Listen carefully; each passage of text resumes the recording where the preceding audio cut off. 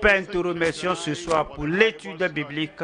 Merci pour ta parole qui apporte la vie, la lumière à tout cœur. Nous demandons ce soir que la parole qui sort ne soit pas vide au nom de Jésus-Christ. Que la parole ne soit pas perdue dans le prédicateur, ne soit pas perdue dans tous nos dirigeants, dans nos pasteurs, partout nos ouvriers se trouvent aussi au nom de Jésus-Christ.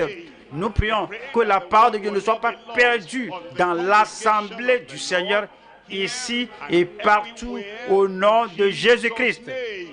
Que ta parole fasse un impact précis, un effet transformateur dans chaque vie, dans ma vie, dans la vie des frères au nom de Jésus-Christ.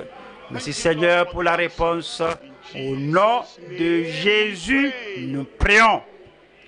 Donne-moi un grand amen. Que Dieu vous bénisse. Soyez-vous ce soir. Nous sommes à Jacques chapitre 2. Et nous allons voir les versets, les derniers versets du chapitre 2, du Jacques 2, verset 20 ou verset 26. Veux-tu savoir, ô homme vain, que la foi sans les œuvres est inutile? 21. Abraham, notre père, ne fut-il pas justifié par les œuvres lorsqu'il offrit son fils Isaac sur l'autel? 22. Tu vois que la foi agissait avec ses œuvres et que par les œuvres, la foi fut rendue parfaite. 23. Ainsi s'accomplit ce que dit l'Écriture. Abraham crut à Dieu et cela lui fut imputé à justice et il fut appelé ami de Dieu. 24. Vous voyez que l'homme est justifié par les œuvres et non par la foi seulement. 25. Rahab, la prostituée, ne fut-elle pas également justifiée par les œuvres lorsqu'elle reçut les messagers et qu'elle les fit partir par un autre chemin? 26. La fin du chapitre entier nous dit: comme le corps sans âme est mort, de même la foi sans les œuvres, la foi sans les actions correspondantes, la foi sans le résultat visible, l'impact visible, l'effet visible, la foi sans le caractère, la foi sans le comportement d'un véritable croyant, la foi sans les œuvres est morte. Nous allons voir la justification par la foi seule et ensuite la fidélité. Nous allons voir cela sur 3 points. Premier point, la justification par la foi d'Abraham seul sans les œuvres. Numéro 2, la justification de l'amitié d'Abraham par une marche digne. 3. Demeurer en tant que juste par la fidélité à la parole. Voyons la première partie, premier point. Comme nous voyons tout le passage parle de la foi, cela parle des fruits. Le passage parle de la foi et ça parle de l'action visible, du comportement visible, de l'action qui accompagne la foi. Vous voyez, il y a des gens qui croient que Jacques n'a pas bien compris le passage, que que l'apôtre Paul, il a bien compris, parce que c'est pourquoi, c'est ce qu'ils veulent entendre. C'est ce que ces gens-là croyaient savoir. Il dit que l'apôtre Paul parlait du salut, que le salut, c'est la justification, c'est la rédemption, la justification, la rédemption, c'est la réconciliation avec Dieu. Et l'apôtre Paul l'a bien dit, il a dit que la justification, c'est pas la foi sans les œuvres, que nous sommes justifiés, que nous sommes sauvés, que nous sommes rachetés, nous sommes réconciliés avec Dieu par la foi et la foi seule, pas d'œuvre du tout. Mais Jacques a dit que, mais est-ce que vous voyez que Abraham était justifié par la foi, à travers ses œuvres, dit que vous voici. Est-ce que vous voyez la contradiction dans la Bible? Non, monsieur, il n'y a pas de contradiction. L'apôtre Paul parlait de la foi par laquelle on entre dans le royaume de Dieu. Tout ce que vous avez fait auparavant ne vient pas maintenant ici, parce que toutes nos bonnes œuvres, toute notre justice est semblable à de vêtements souillés, et cela ne nous qualifie pas d'entrer dans le royaume de Dieu.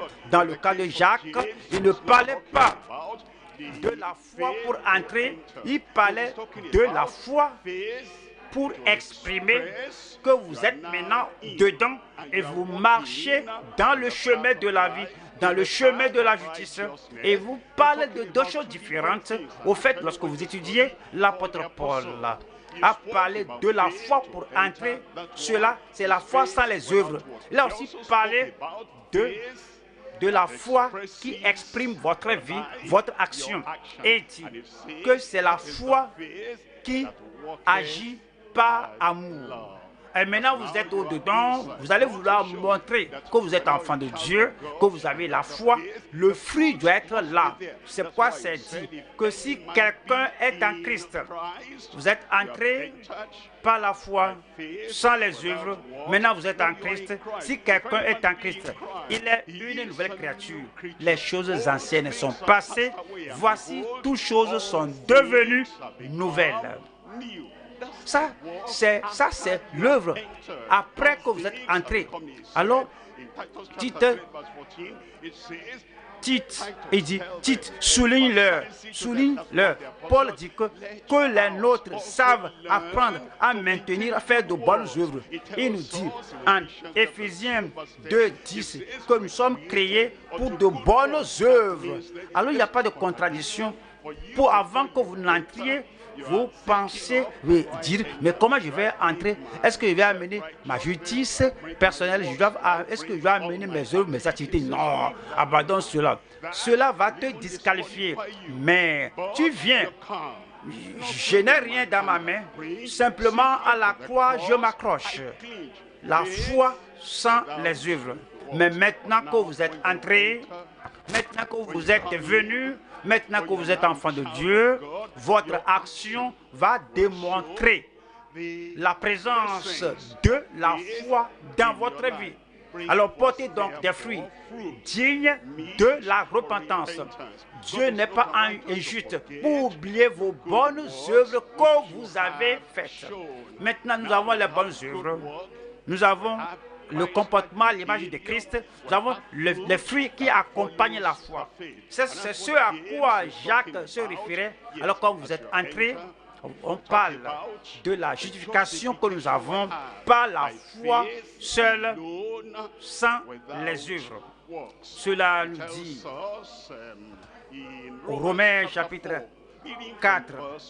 Romains 4, nous lisons le verset 1 qui dit: que dirons-nous donc qu'Abraham, notre père, a obtenu selon la chair? Verset 2 dit: si Abraham a été justifié par les œuvres, si Abraham est entré dans le royaume par les œuvres, il a sujet de se glorifier, mais non devant Dieu. Verset 3 dit: car que dit l'Écriture? Abraham crut à Dieu, et cela lui fut imputé à justice. Donc, Abraham est entré dans le royaume. Abraham était réconcilié avec Dieu.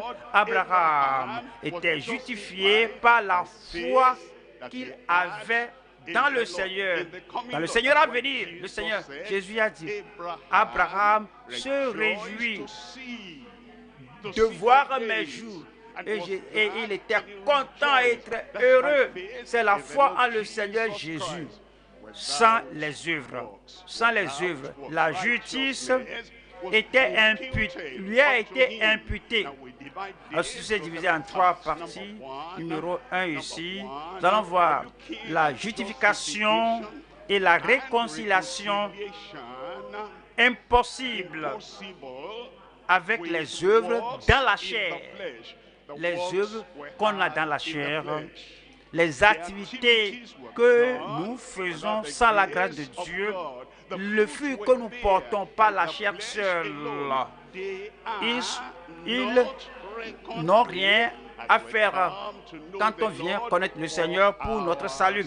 Deuxième partie, c'est la justification avec la justice imputée, sans les œuvres, mais par la foi. Nous venons au Seigneur. Nous voulons être justifiés. Quelqu'un vient au Seigneur, quelqu'un vient à la cour de justice. La personne est inculpée, il sera jugé, il va porter les conséquences de ses mauvais actes et il est venu comparaître. Mais qu'est-ce qu'il apporte? Argument? Non. Qu'est-ce qu'il apporte? Certaines des bonnes œuvres que j'ai faites plus grandes que mes mauvaises choses. Non. Il vient suppliant. Il y a l'avocat défenseur, il y a le Messie, il y a le médiateur qui a payé tout le prix pour lui. Et maintenant il dit que pas à cause de moi, mais à cause de lui. C'est ce qui apporte la justification sans les œuvres. Et puis la justice du Seigneur est imputée. Et troisième partie, nous allons voir ici la justification avec la régénération impartie ou communiquée sans la dignité et à travers la foi. N'étant pas digne de rien, il n'est pas digne sans la grâce, il n'est pas digne sans l'amour de Dieu, car Dieu a tant aimé le monde qu'il a donné son Fils unique, afin que quiconque croit en lui, le plus grand des pécheurs, le plus vilain des pécheurs, afin que quiconque croit en lui ne périsse point, mais qu'il ait la vie éternelle. Sans la dignité personnelle, sans les bonnes choses qu'on aurait faites, mais pas la foi. C'est la justification avec la régénération. La régénération, c'est la transformation dans le cœur. La régénération, c'est la transformation totale. La foi que nous croyons en le Seigneur Jésus, cela apporte la régénération et cela apporte la transformation. Et tout cela, c'est pas la foi. Et si vous allez venir dans le royaume, c'est pas la foi. C'est pourquoi vous ne devez pas attendre quelque chose. J'attends me nettoyer. J'attends nettoyer toutes les choses que j'ai faites dans le passé. C'est pas nécessaire. Entrer, c'est pas la foi. J'attends me transformer en une bonne personne. Non, c'est pas nécessaire. C'est pas la foi. J'attends corriger toutes les mauvaises choses que j'avais faites. Non. Entre. Parce que demain pourra être trop tard. Regardez, le voleur à la croix. Seigneur, souviens-toi de moi lorsque tu viendras dans ton royaume. Qu'avait-il? Qu'est-ce qu'il pourrait faire? Est-ce que le baptême d'eau, ce n'était pas disponible? Il était à la croix. Il ne pouvait rien faire. Et Jésus a dit que je te le dis, aujourd'hui tu seras avec moi dans le paradis. L'homme a été justifié par la foi sans les œuvres. Et allons à la première partie ici. Nous allons voir la justification et la réconciliation impossible avec les œuvres dans la chair. Les œuvres dans la chair. Tout ce qu'on fait est dans cette catégorie. Dans cette catégorie, cela ne mérite rien devant le Seigneur. Nous allons voir Romains chapitre 4, versets 1 et 2. Que dirons-nous donc qu'Abraham, notre père, qu'est-ce que cela veut dire? Notre père, numéro 1, naturellement, il est le père des Juifs. Le père des Juifs, oui, ils sont les enfants d'Abraham. Et puis il est le père de tous ceux qui croient en Christ, de ceux qui ont fait mal. Ils sont païens, ils étaient dans les ténèbres, ils étaient idolâtres, adultères. Maintenant, ils sont venus. Pourquoi? Comment ils sont venus? Ils sont venus comme Abraham était venu. Ils sont venus parce que le Père Dieu dans les cieux les a invités. Comme ils sont entrés, ils sont venus, rien dans leurs mains. Alors, simplement, ils se sont accrochés à la croix. Que dirons-nous donc qu'Abraham, notre père, a obtenu selon la chair?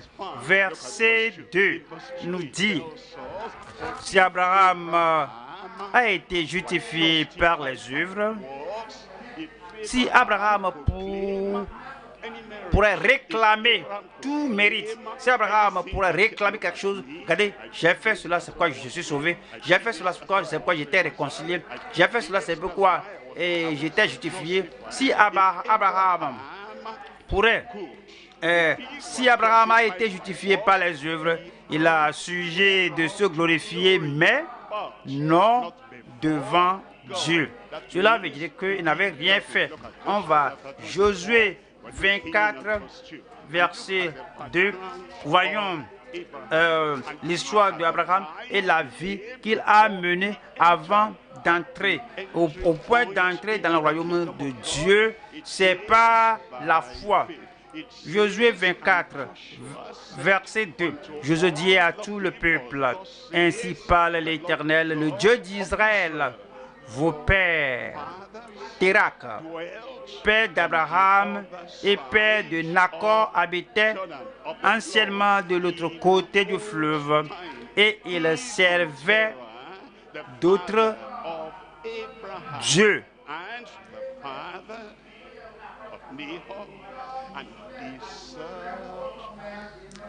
Et ils servaient d'autres dieux, ils servaient des idoles. Donc, Abraham n'avait rien dont il faut être fier.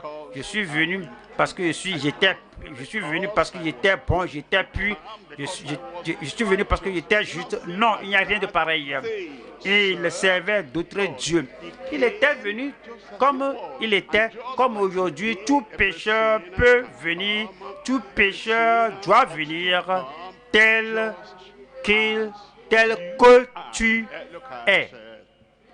Voyons Ésaïe au chapitre 51. Ésaïe 51, verset 1. Écoutez-moi, vous qui poursuivez la justice, qui cherchez l'Éternel, portez les regards sur le rocher d'où vous avez été taillé, sur le creux de la fosse. Voyez cela, d'où vous avez été tiré. Voyons le verset 2. Verset 2 dit, portez les regards sur Abraham, votre père, et sur Sarah qui vous a enfanté. Car le seul, je l'ai appelé, je l'ai béni et multiplié. Il était tiré de la fosse d'idolâtrie, de la souillure, de la dégradation. Alors, il n'y a rien dans votre main que vous puissiez apporter. Nous allons au Romains 3. Romains 3, verset 10. C'est ici que nous tous nous étions. C'est ici que nous tous, c'est ici dont nous sommes sortis. Romains 3, 10. Selon qu'il est écrit, il n'y a point de juste, pas même un seul. Alors, de tous les descendants d'Adam, de toute la postérité d'Adam, pas de juste, pas même un seul. Nul ne peut venir devant Dieu que me voici, je viens par mon mérite. Je viens sur la base de ma dignité. Non, non, il n'y a personne qui puisse dire cela parce que vous voyez, il n'y a pas de réconciliation avec Dieu par les œuvres de la chair, avec ce qu'on a fait. Il n'y a pas de réconciliation, la justification avec Dieu par ce qu'on peut produire par notre propre force. Le verset 11 dit: nul n'est intelligent, nul ne cherche Dieu. Nul n'est intelligent, nul ne cherche Dieu. Tu connais, vous tous, il y a des gens qui cherchent Dieu. Non, ils ne cherchent pas Dieu. Ils cherchent le pain et le beurre. Ils cherchent ce qu'ils peuvent avoir. Ils cherchent les choses de ce monde. Ils cherchent l'argent. Ils cherchent l'influence. Ils cherchent la position. Ils cherchent ceci et cela, mais dans le vrai sens. Et nul ne cherche Dieu. Il dit que tous sont égarés, tous sont égarés, tout le monde, tous sont égarés, tous sont pervertis. Il n'en est aucun qui fasse le bien, pas même un seul. Donc vous ne pouvez pas venir à Dieu, vous voulez entrer dans le royaume de Dieu et vous regardez ce que vous croyez faire que c'est la bonne chose là, que ça c'est il y a un motif personnel pour ce que vous avez fait. Regardez la bonne chose que vous avez faite. Regardez le sou de ce que vous avez fait là. Ouais, il y a la dépravation là-bas. Il y a une mauvaise dispensation. Il y a une pensée. Vous faites ceci pour qu'on te voie. Tu fais ceci afin que tu sois reconnu. Tu fais ceci afin que tu sois honoré. Tu fais cela afin que tout ce que tu fais soit reconnu. Tout ce qu'on fait, c'est entaché par nos pensées, par ce qu'on fait. C'est quoi? C'est dire qu'il n'en est aucun qui fasse le bien, pas même un seul. 13. Le gosier est un sépulcre ouvert. Ils se servent de leur langue pour tromper. Ils ont sous leurs lèvres un venin d'aspic. Un venin d'aspic sous leurs lèvres. Ce n'est pas au-dessus de leurs lèvres. Ce n'est pas au-dessus de leur langue. Il y a quelque chose caché là-bas. Que croire faire du bien, cela blesse les gens spirituellement parce qu'il y a le venin, il y a le poison là-bas.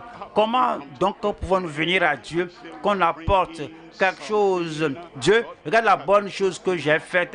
Est-ce que je peux l'utiliser pour me réconcilier avec toi? Non. Est-ce qu'on peut utiliser ceci pour être ami? Ton ami? Non. Ça, c'est un poison, c'est vénéneux.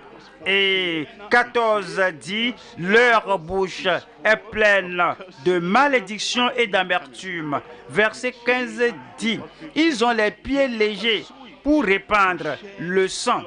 Ils ont les pieds légers pour répandre le sang. Ouais, quelqu'un pourrait ne pas tuer, mais Jésus a dit que si tu te mets en colère contre ton frère, tu es un meurtrier.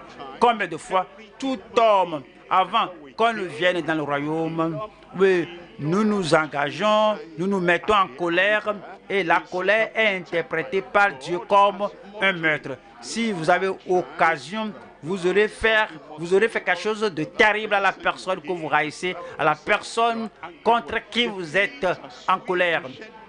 Et verset, ils ont les pieds légers pour répandre le sang. 16, la destruction et le malheur sont sur leur route. 17 dit, ils ne connaissent pas le chemin de la paix. Ils ne connaissent pas le chemin de la paix. Quelqu'un peut être à l'église pendant des années. Si la personne n'a pas le cœur de Christ, les sentiments de Christ, l'esprit de Christ, la nature de Christ, la personne ne peut jamais connaître le chemin de la paix. La personne va déranger ici, déranger cela. la personne ne saurait pas comment être en paix dans son cœur, ne saura pas comment avoir la paix dans son esprit.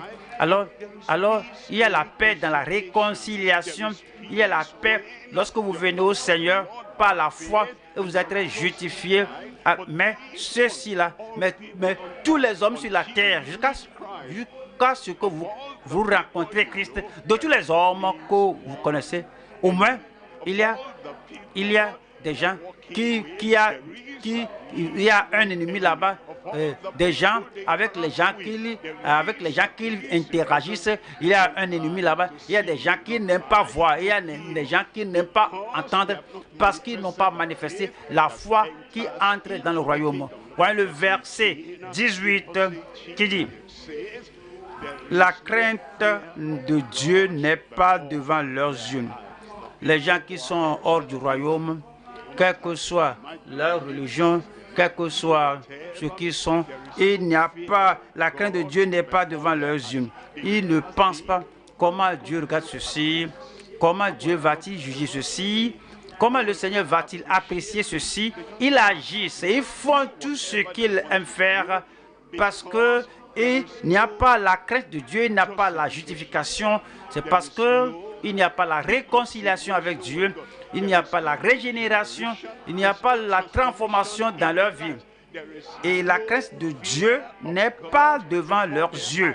19 dit: or, nous savons que tout ce que dit la loi, elle le dit à ceux qui sont sous la loi, afin que toute bouche soit fermée et que tout le monde soit reconnu coupable devant Dieu.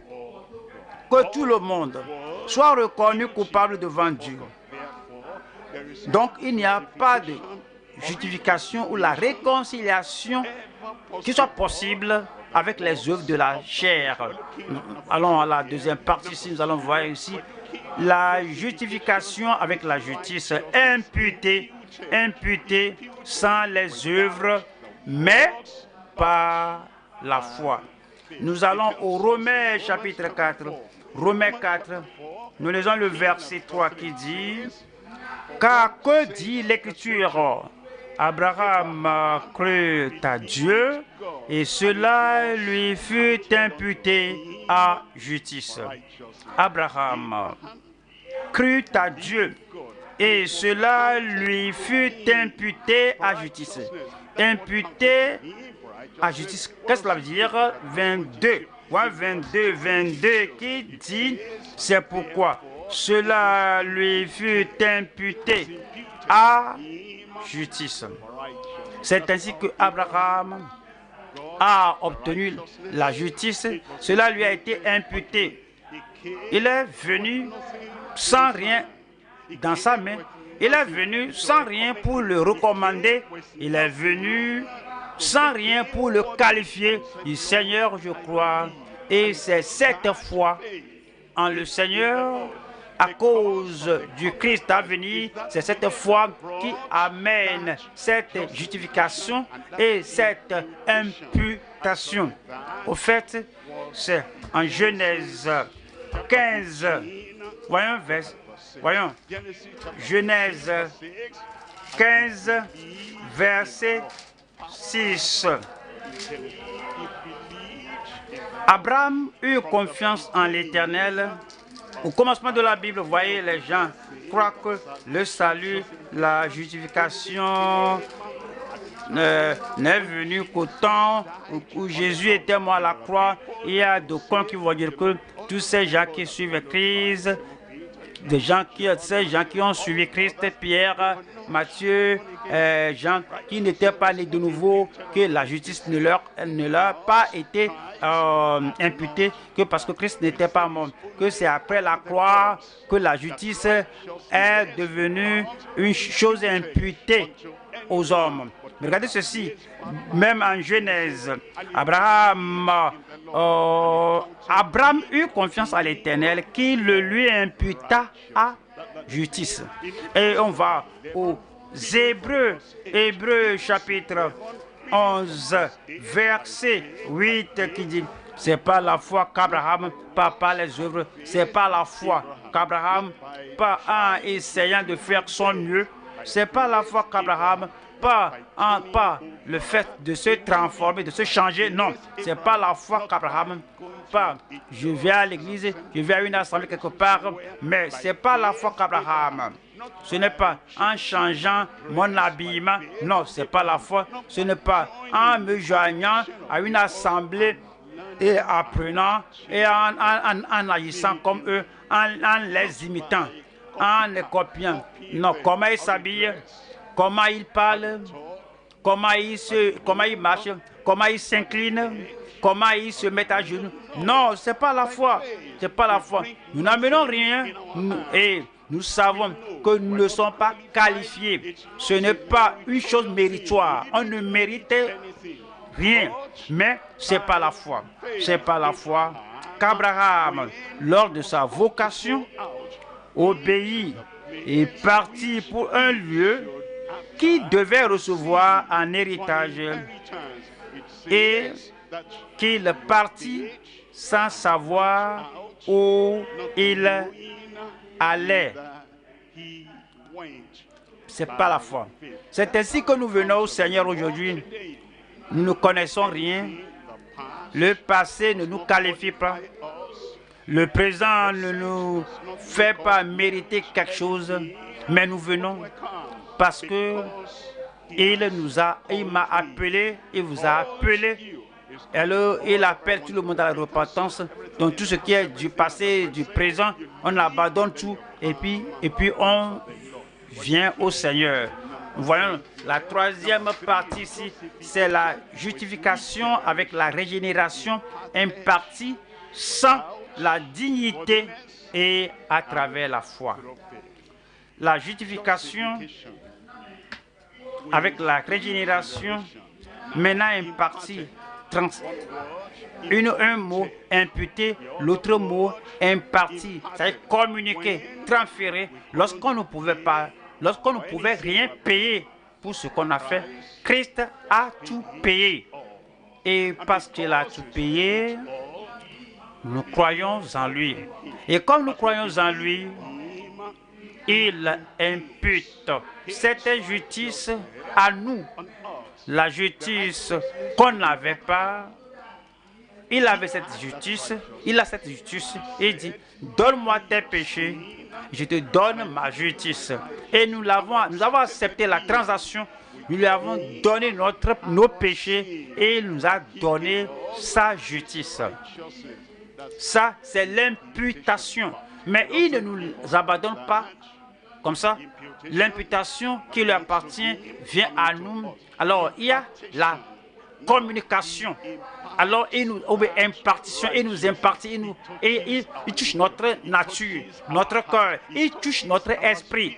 Et puis, il nous impartit, il nous transfère ça. Il change notre nature et nous donne la nature divine. À cause de cette impartition, cette communication, maintenant nous pouvons vivre tel qu'il veut que nous vivions. J'ai été crucifié avec Christ et si je vis, ce n'est plus moi qui vis. Si je vis, c'est Christ qui vit en moi. Donc, la vie que je mène maintenant dans la chair, je vis par la foi dans le Fils de Dieu qui m'aime et qui s'est donné lui-même pour moi. C'est l'impartition. Et c'est dit à Tite 3, verset 5, Tite 3, 5 dit, il nous a sauvés, non à cause des œuvres de justice que nous aurions faites, mais selon sa miséricorde, par le baptême de la régénération. Ouais, par le baptême de la régénération. La miséricorde, la grâce, l'amour, mais selon sa miséricorde, par le baptême de la régénération, il nous a lavés. Il a ôté la sueur. Il a lavé notre nature, il a lavé notre cœur. Il a lavé ce que nous étions. La dépravation ne continue pas en nous. Il nous a lavés. Et que par le baptême de la régénération et le renouvellement du Saint-Esprit. Alors nous avons un changement qui a surgi. Donc nous allons voir Romains chapitre 5, verset 18. Romains 5, 18 qui dit ainsi donc, comme par une seule offense, la condamnation a atteint tous les hommes. Et tout ce qu'on a fait a apporté la condamnation, même ce qu'on a fait qui était superficiellement bon. L'Esprit de Dieu dit dans notre cœur que oui, tu as fait quelque chose qui soit superficiellement bon, mais quel est ton motif, ton intention?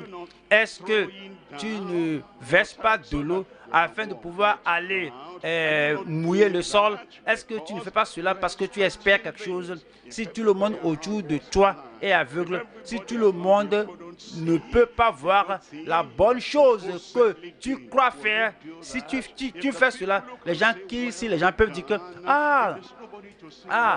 bon travail. S'il n'y a personne pour te féliciter, pour te saluer, pour dire que tu as bien fait, tu n'aurais pas fait ça. Cela veut dire donc que la condamnation est venue sur nous.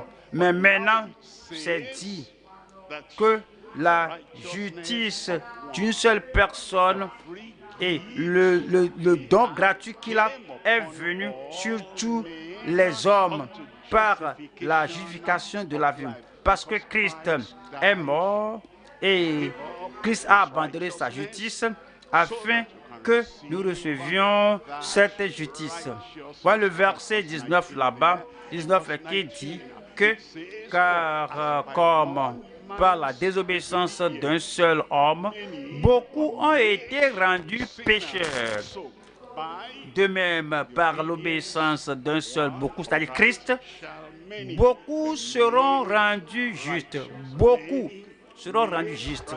On va Romains 6, verset 18, qui dit: ayant été affranchis du péché, quelqu'un nous a affranchis, c'est Christ qui nous a affranchis. Alors, c'est son œuvre à la croix qui nous a affranchis.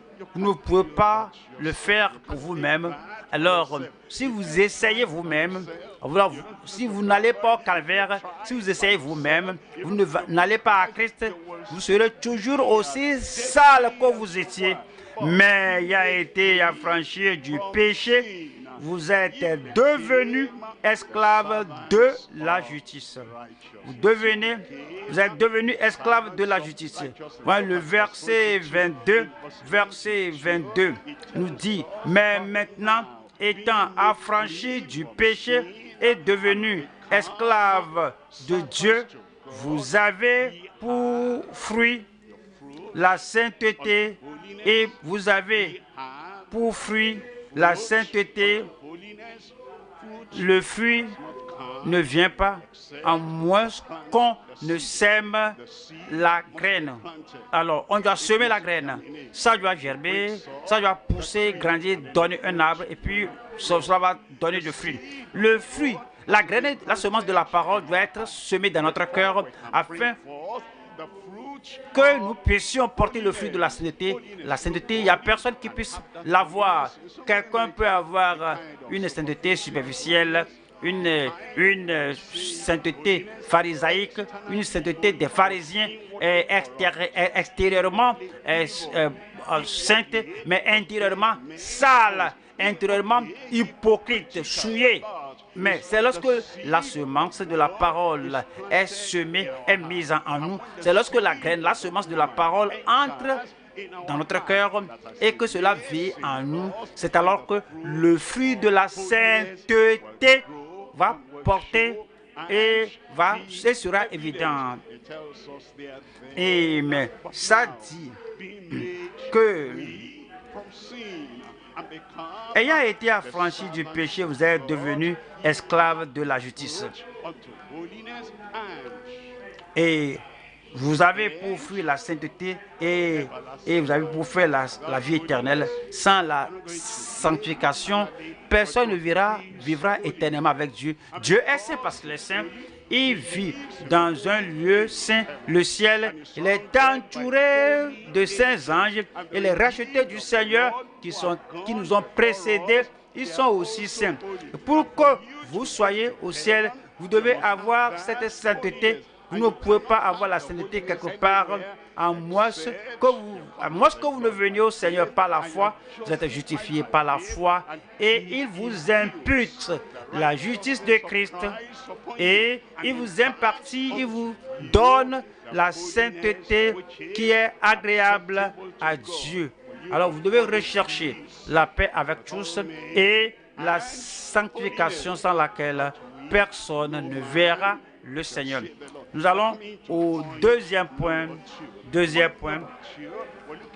La justification de l'amitié d'Abraham par une marche digne. Maintenant, nous parlons de quelque chose d'autre.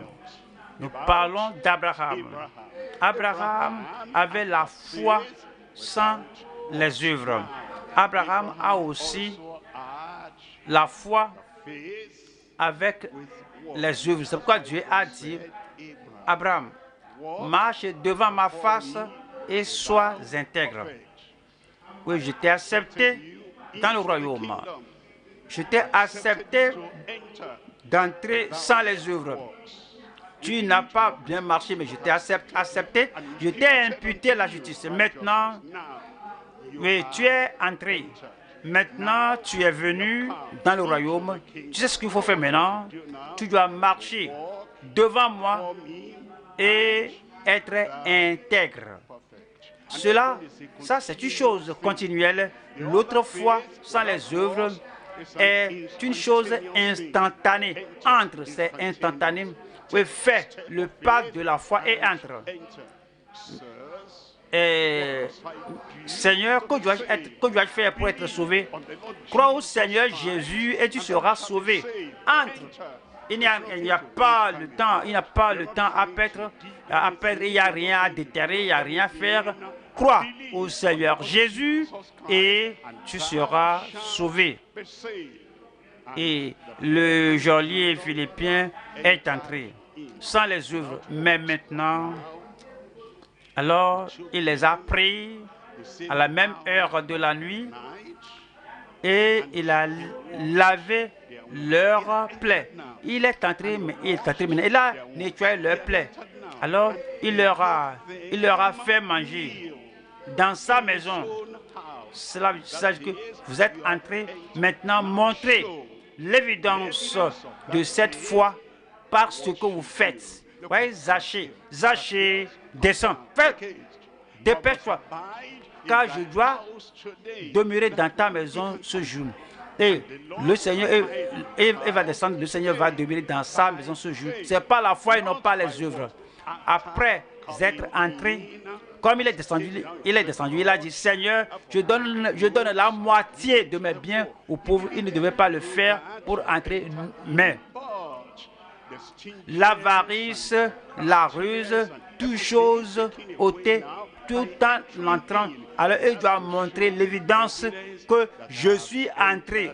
Et aussi, il dit, si j'ai ravi quelque chose de quelqu'un, alors je lui rends le quadruple. Jésus a dit, le salut est entré dans cette maison.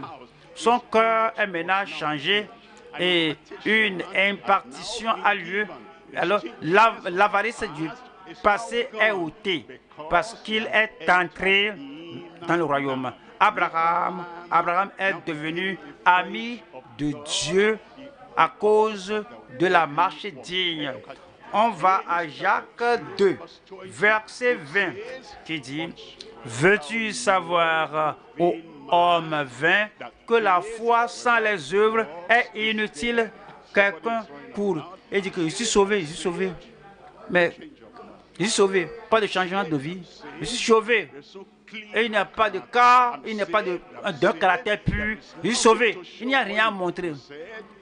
L'homme est vain parce que sa manière est vaine. L'homme là est vain parce que sa profession est vaine. L'homme là est vain parce que ses actions, son attitude, tout est vain. Et c'est dit, veux-tu savoir, ô homme, vain, que la foi sans les œuvres est inutile. 21. Abraham, notre père, ne fut-il pas justifié par les œuvres lorsqu'il offrit son fils Isaac sur l'autel? Donc quelqu'un dit, celui-ci, non, moi je ne comprends pas.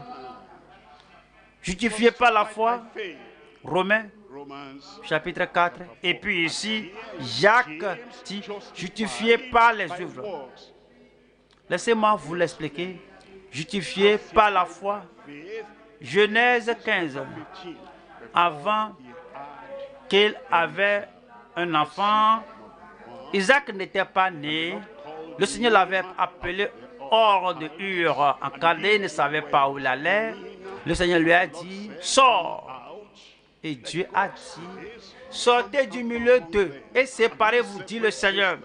Et je serai un père pour vous et vous serez mes fils et mes filles, dit l'Éternel. Et il en était sorti, il était justifié par la foi. Après plusieurs années, après le chapitre 15 de Genèse, on est arrivé au chapitre 17, chapitre 18, chapitre 19, chapitre 20, chapitre 21.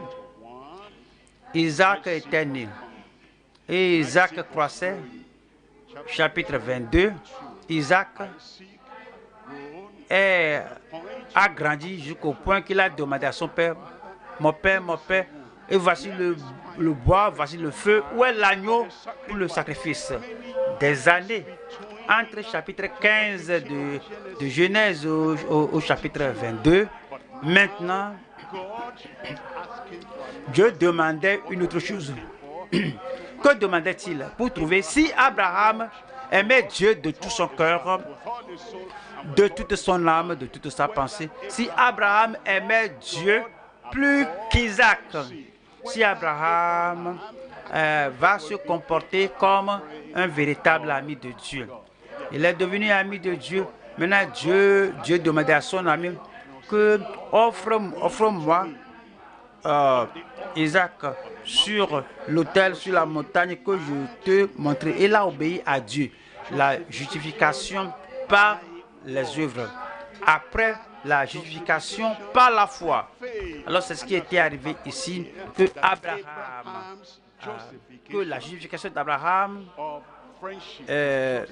la justification de l'amitié d'Abraham pour justifier l'amitié. Si tu dis que tu es mon ami, est-ce que tu peux faire tout ce que je te commande? Est-ce que tu peux me redonner ce que je t'ai donné? Oui, je peux le faire. C'est la marche digne. Nous allons voir 3 sections ici. 1, nous allons voir la foi et l'amitié d'Abraham déjà justifié par la foi, mais maintenant il est devenu ami de Dieu, il est justifié. Alors il faut justifier cette amitié. 2, la foi et la fidélité des personnes justifiées. Le Seigneur a désigné, parce que le Seigneur a désigné, comme il a nommé Abraham pour être le père de plusieurs nations, la fidélité qu'il exige après cette désignation, cette nomination. 3, la foi et la fidélité. Et 3, la foi et la communion des ambassadeurs justifiés. Numéro 1, nous allons voir ici la foi et l'amitié d'Abraham justifié. Nous allons voir Jacques chapitre 2. Jacques 2, verset 22 dit,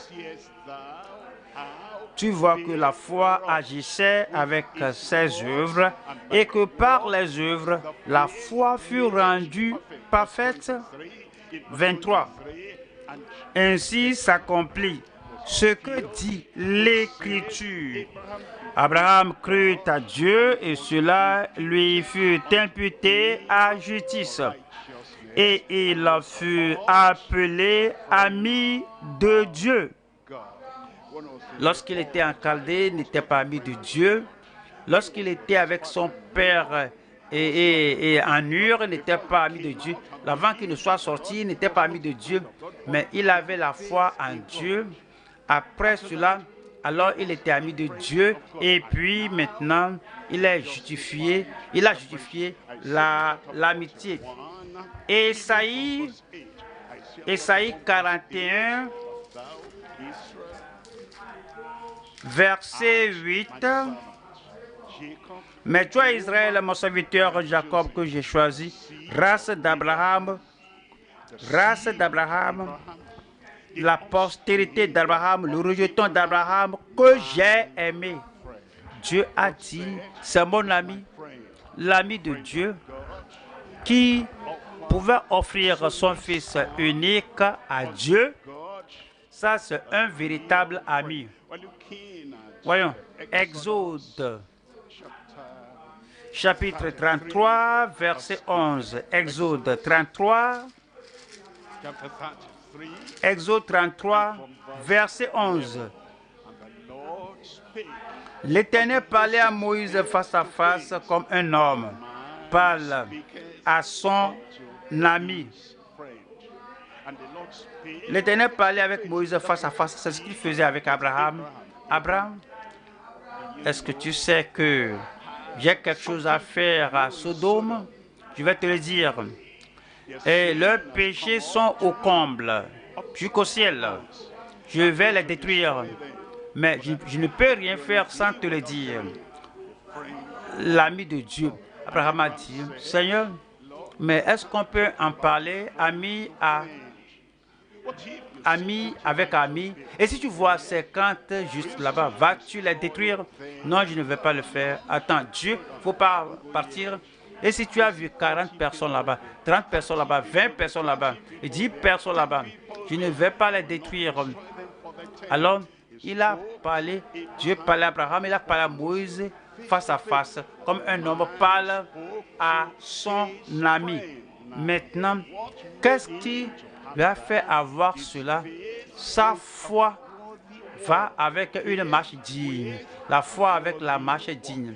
Nous allons à Jean 15, nous allons à Jean 15, verset 13 qui dit, il n'y a pas de plus grand amour que de donner sa vie pour ses amis.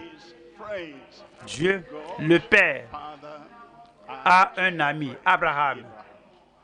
Dieu le Fils a beaucoup d'amis, les disciples et les croyants d'aujourd'hui. Et le verset 14 dit,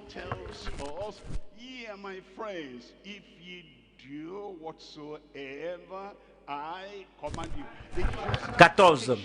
Vous êtes mes amis si vous faites ce que je vous commande. La justification de l'amitié. Vous êtes mes amis si vous faites ce que je vous commande. Il dit, heureux ceux qui sont doux car ils hériteront la terre. Nous devenons doux par la grâce de Dieu. On n'avait pas la douceur avant d'entrer. Maintenant, nous sommes entrés, nous sommes amis de Jésus. Nous portons la douceur, l'humilité dans notre vie pour justifier notre amitié avec lui. C'est dit, vous êtes mes amis si vous faites ce que je vous commande. Nous voici. Nous amenons notre don à l'autel. Nous rappelons que quelqu'un a quelque chose contre nous. Ne dis pas que ça c'est son affaire. Ça, il y a quelque chose contre moi. Il ne faut pas le regarder. Le Seigneur a dit non. Laisse ton don ton offrande sur l'autel. Va te réconcilier avec lui. Et puis reviens offrir ton offrande.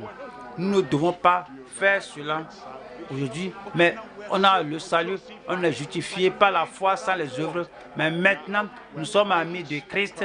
Parce que nous sommes amis de Christ, Maintenant, on ne mène pas la vie et puis on piétine celui-ci, on piétine l'autre personne, on piétine l'autre ceci, on piétine l'autre sur l'œil de l'autre, sur l'autre.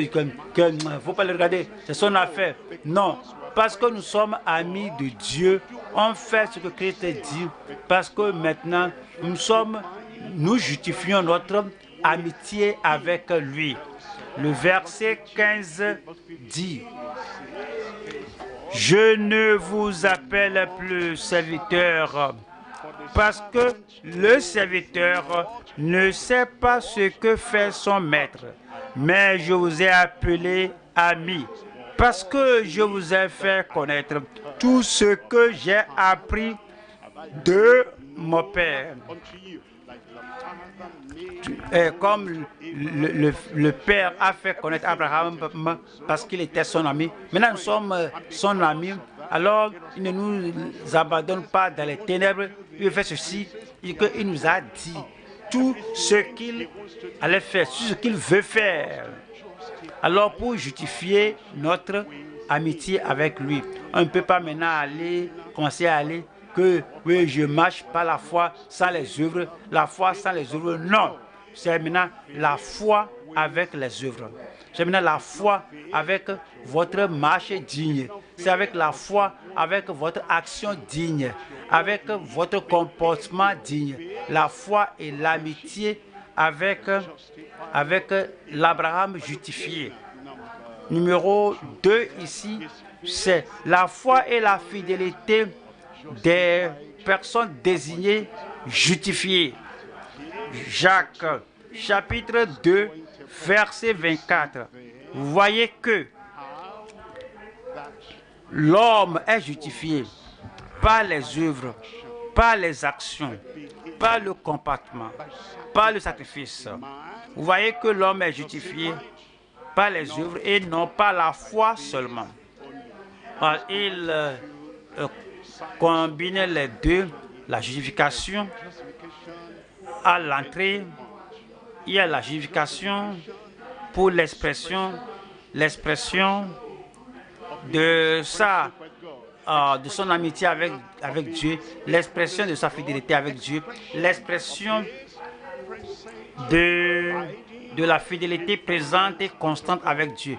La justification, cela vient par la foi au commencement, la justification qui vient par l'expression de la fidélité pendant que vous marchez avec le Seigneur. Nous allons à Jacques 2, 24. Vous voyez que l'homme est justifié par les œuvres. Le croyant est justifié, l'ami de Dieu est justifié.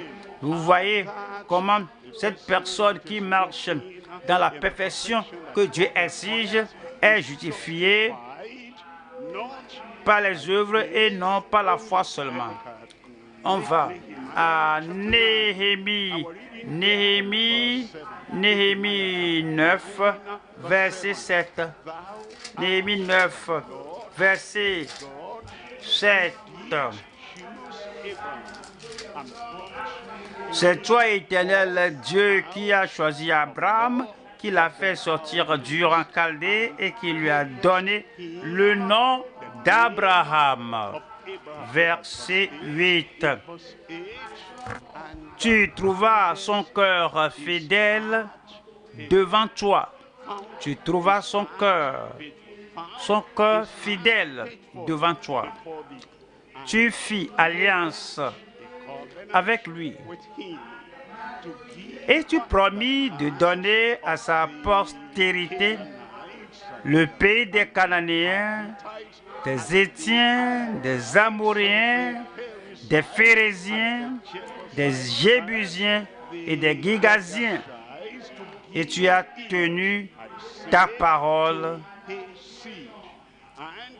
car tu es juste. Ouais, le verset 9. Verset 9.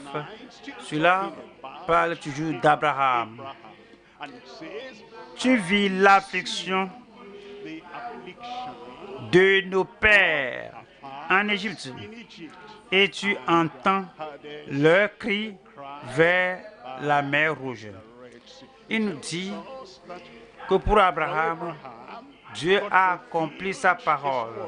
Et Dieu, même après sa mort, Dieu continue d'accomplir sa parole à ses descendants parce qu'il l'a retrouvé fidèle. Alors pensez à nous, les croyants aujourd'hui. 1 Corinthiens 4, 2. Ainsi qu'en 1 Corinthiens 4, 2. Du reste, ce qu'on demande des dispensateurs, c'est que chacun soit trouvé fidèle. C'est requis, c'est exigé de toi, de moi, d'un croyant, que nous soyons fidèles. Au 1 Corinthiens 4, verset 16, je vous en conjure donc, soyez mes imitateurs. 17. Pour cela, je vous ai enseigné, je vous ai envoyé. Pour cela, je vous ai envoyé Timothée, qui est mon enfant bien-aimé et fidèle dans le Seigneur. Les gens qui sont reconnus comme disciples de Christ, les gens à qui on remet ce que Dieu fait, les gens qui sont fidèles dans le Seigneur, et il vous rappellera quelles sont mes voies en Christ, quelle est la manière dont j'enseigne partout dans toutes les églises. Il nous dit en Galates chapitre 4, verset 7, ainsi, tu n'es plus esclave, mais fils. Si tu es fils, tu es aussi héritier par la grâce de Dieu. Allons aux Colossiens chapitre 4, nous lisons le verset 7. Colossiens 4, verset 7. Tychik, le bien-aimé frère et le fidèle ministre, mon compagnon de service dans le Seigneur. Les gens à qui on peut faire confiance ce jour, et Paul a amené cet homme avec lui, sont les gens fidèles en moindres choses, fidèles en grandes choses, sont des gens qui sont fidèles à la parole, les gens qui sont fidèles à la voix du Seigneur. Mon compagnon de service dans le Seigneur. 17 dit, et dites à Archippe, prends garde au ministère que tu as reçu dans le Seigneur afin de le bien remplir. Que vous demeurez fidèles en temps favorable ou non, sous le soleil, sous la pluie, lorsque le climat est convenable ou non, lorsque vous êtes content ou triste, la fidélité est au Seigneur.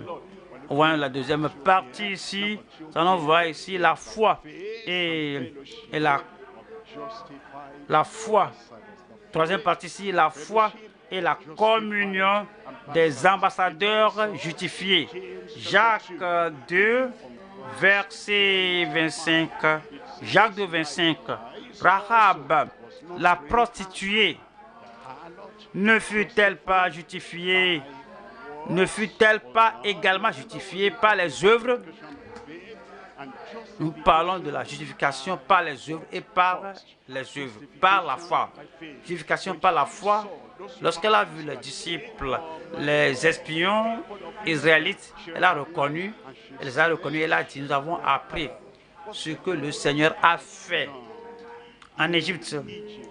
Comment vous avez traversé la mer Rouge, ce que vous avez fait à ces rois incroyants. Et nous sommes dans la désolation. Tout le monde a peur de vous. Et que voici sa foi. Elle a dit, nous savons que le Seigneur vous a donné le pays. Et elle a supplié que donnez-moi une promesse, faites-moi une promesse que vous n'allez pas me détruire à votre arrivée. Vous allez me sauver notre maison. Elle les a reçues et elle a confessé que réellement Dieu leur a donné le pays. Je vais faire partie du peuple d'alliance de Dieu. C'est la justification par la foi. Mais maintenant, la chose suivante, comment savait-il que Dieu leur a donné le pays? Alors, elle n'allait pas lutter contre eux, elle n'allait pas les rapporter au roi, elle n'allait pas les exposer au danger, elle les a protégés. Ça, c'est la justification par les œuvres. C'est ce qui est dit ici, que Rahab, la prostituée, ne fut-elle pas également justifiée par les œuvres lorsqu'elle reçut les messagers et qu'elle les fit partir par un autre chemin? Et ces gens sont justifiés. Et si elle aussi est justifiée, elle veut faire partie des enfants d'Israël. C'est la communion. C'est la communion. Alors je suis sauvé par la foi. Mais je veux retenir la communion avec le peuple de Dieu. Et maintenant, alors, il nous faut cette communion. 1 Jean 1,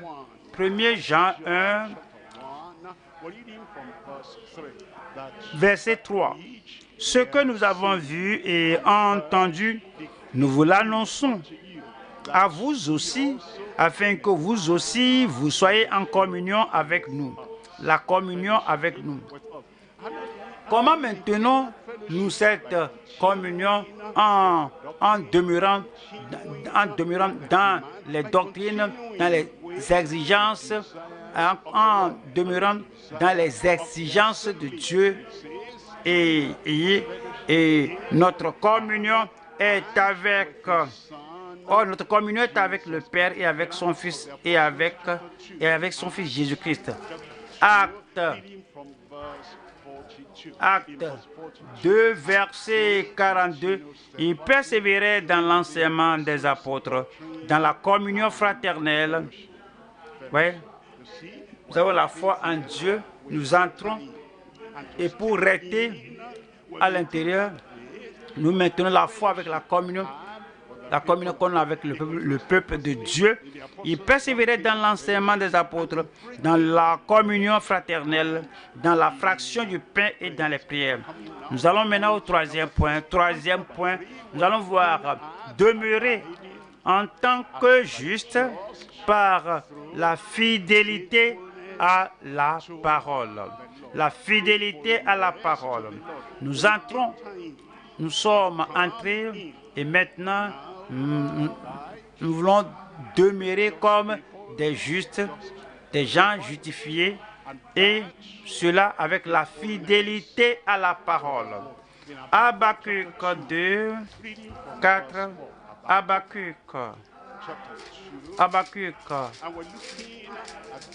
2, 4. Voici son âme s'est enflée, elle n'est pas droite en lui, mais le juste vivra par sa foi.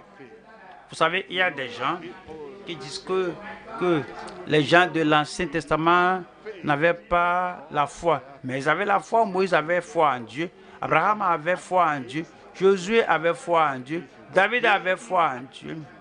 Et il s'est confié en l'Éternel. Esaïe avait la foi en Dieu. Et il m'a dit que les païens auront leur foi en Dieu.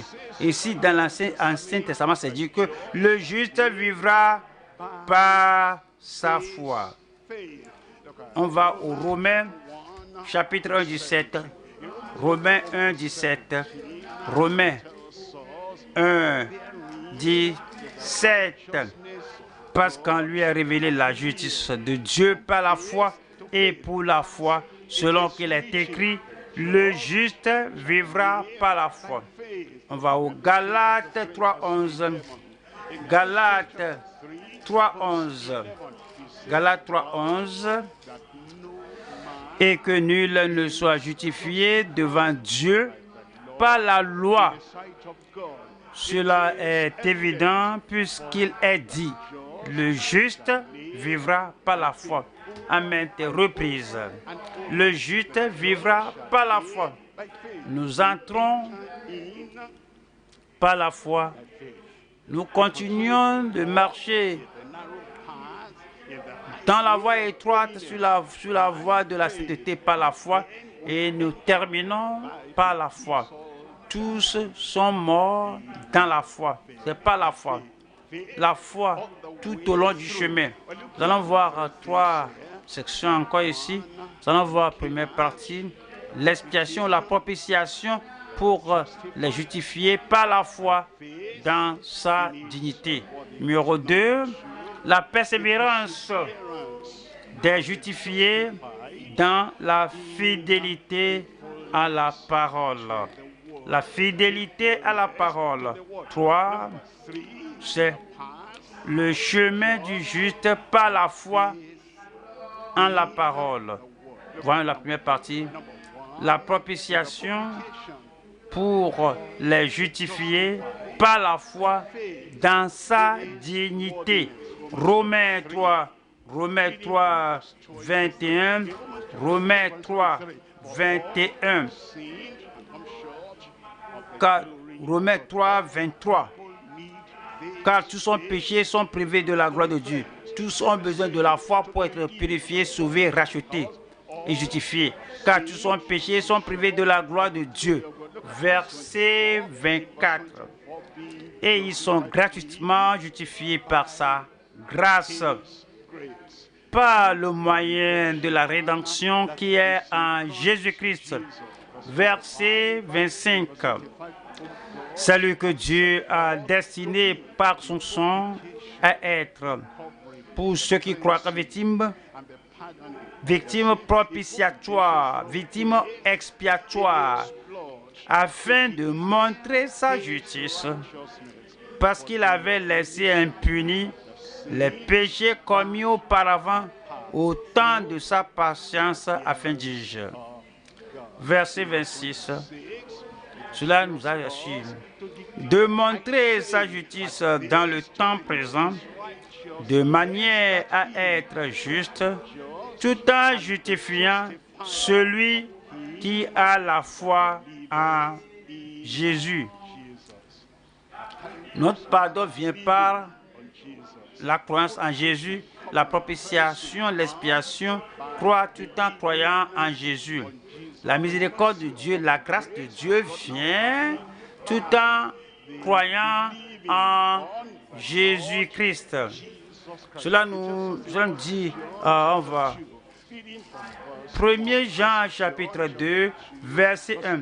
Mes petits enfants, je vous écris ces choses afin que vous ne péchiez point. Et si quelqu'un a péché, nous avons un avocat auprès du Père, Jésus-Christ le juste. Voilà le verset 2. Il est lui-même une victime expiatoire pour nos péchés, non seulement pour les nôtres, mais aussi pour ceux du monde entier. Dans le monde entier, si quelqu'un doit être justifié, si quelqu'un aura la rédemption, la réconciliation, la personne doit croire au Seigneur Jésus. Voyons le numéro 2 ici. Numéro 2 ici, c'est la persévérance des justifiés dans la fidélité à la parole. Hébreux chapitre 10, verset 38. Et mon juste vivra par la foi. Nous entrons dans le royaume par la foi, nous continuons de marcher, vivre par la foi. Et mon juste vivra par la foi. Mais s'il se retire, si quelqu'un dit, et la foi que j'ai au commencement, ça suffit, je ne peux plus quitter la voie étroite pour aller à la voie spacieuse, ça va pour moi. Non, ça ne va pas pour vous, ça ne va pas. Et mon juste vivra par la foi. Mais s'il se retire, mon âme ne prend pas plaisir en lui. 39 dit, nous ne sommes pas de ceux qui se retirent pour se perdre. Ils étaient sauvés au départ, ils étaient entrés par la foi et maintenant ils se sont éloignés, ils sont retirés de la voie de la justice, se sont éloignés de la voie de la sainteté et il dit que que ça ne compte pas. Ça compte beaucoup. Et si quelqu'un si se retire et mon âme ne prend pas plaisir en lui. Nous ne sommes pas de ceux qui se retirent pour se perdre, mais de ceux qui ont la foi pour sauver leur âme. Vous n'allez pas vous retirer. Je ne vais pas me retirer. Matthieu 24. Matthieu chapitre 24, verset 12. Et parce que l'iniquité se sera accrue, la charité du plus grand nombre se refroidira. Verset 13 dit, mais celui qui persévérera jusqu'à la fin sera sauvé. Vous allez persévérer jusqu'à la fin. Voilà la troisième partie ici. Nous allons voir le chemin ou la voie du juste par la foi en la parole. La foi, le chemin du juste. Le juste, le chemin la voie qu'il emprunte. Proverbe 4, Proverbe 4, 18. Le chantier des justes est comme la lumière resplendissante. C'est comme vous vous réveillez le matin et traitez le matin et la lumière, il est jour. Alors la lumière là, mais ce n'est pas resplendissante. Mais comme le temps file, voyez, la lumière devient très éclatante. C'est ainsi notre vie, on ne marche pas la foi, on est dans la communion, on marche dans la réelle compréhension et dans la concentration sur la parole de Dieu, sur la voie du juste. Et c'est dit que le sentier des justes est comme la lumière resplendissante. Votre vie sera resplendissante. Votre lumière sera resplendissante. Votre foi sera resplendissante. Et votre consécration à Dieu sera resplendissante. C'est pas que quelqu'un dit que je suis rentré par la foi un mois, 1 an, 10 ans. Déjà la personne se retire et la personne ne brille plus comme auparavant. Non, et que si tu es juste, si tu es une personne justifiée, le sentier des justes est comme la lumière resplendissante, dont l'éclat va croissant jusqu'au milieu du jour. Vous avez la grâce, Dieu vous donnera plus de grâce. Vous avez la force, Dieu vous donnera plus de force. Vous avez la foi en le Seigneur, vous avez la fidélité en le Seigneur. La foi et la fidélité vont augmenter au nom de Jésus-Christ. Ma foi va augmenter. Ma fidélité va augmenter. La grâce suffisante de Dieu va augmenter dans ma vie. Ah, la grâce suffisante de Dieu. Répétez cela. La grâce suffisante de Dieu va augmenter dans ma vie. Puisse le Seigneur le confirmer au nom de Jésus. Tenons-nous debout maintenant et parlons au Seigneur dans la prière. Ce que nous avons entendu aujourd'hui, la foi que nous devons avoir, la justification que nous avons, la vie de la justice que nous avons. Êtes-vous entré par la foi? Est-ce que vous exprimez votre foi? Est-ce que vous exprimez votre justification par la foi? Est-ce que vous brillez de plus en plus resplendissant? Ouvrez la bouche et priez le Seigneur.